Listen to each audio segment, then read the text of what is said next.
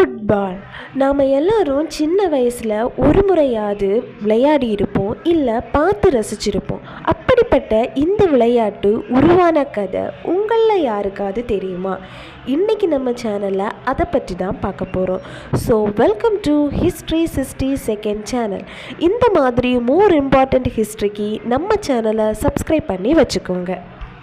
கால்பந்துடைய வரலாறு நாம் எல்லாரும் நினச்சிட்ருக்க மாதிரி இன்னும் நேற்று தொடங்கலைங்க. இதோடைய ஆரம்பம் சுமார் 2ஆம் நூற்றாண்டில் தொடங்கியது. ஃபுட்பாலுடைய ஆர்ஜின் நாம் எல்லாரும் நினச்சிட்ருக்க மாதிரி இன்றைக்கி பேர் போன அணிகளாக இருக்கக்கூடிய போர்ச்சுக்கல்லையோ ஃப்ரான்ஸ்லேயோ ஆரம்பிக்கலை. நாம் யாரும் எதிர்பார்க்காத விதமாக ஆசியாவில் இருக்கக்கூடிய சைனாவில் தான் இதன் தொடக்க காலம் அமைஞ்சிருக்கு. அந்த காலத்தில் சீனர்கள் இந்த விளையாட்டை பூஜோ என்ற பெயரால் அழைச்சி வந்தாங்க. ஆனால் 19ஆம் நூற்றாண்டில் இங்கிலாந்தின் மூலமாக தான் இந்த விளையாட்டு மிகவும் பிரபலம் அடைஞ்சது. ஆனால் விளையாட்டின் விதிமுறைகளில் சில குளறுபடிகள் இருந்ததால் இதனை ஒருங்கிணைக்க ஒரு அமைப்பு தேவைப்பட்டது. அதற்கென 1863 ஃபுட்பால் அசோசியேஷனை கிரியேட் பண்ணி அதன் கீழே சில விதிமுறைகளையும் வரைமுறை செய்தாங்க. இன்றளவும் அதே விதிமுறைப்படி தான் இந்த ஃபுட்பால் விளையாடப்பட்டு வருகிறது.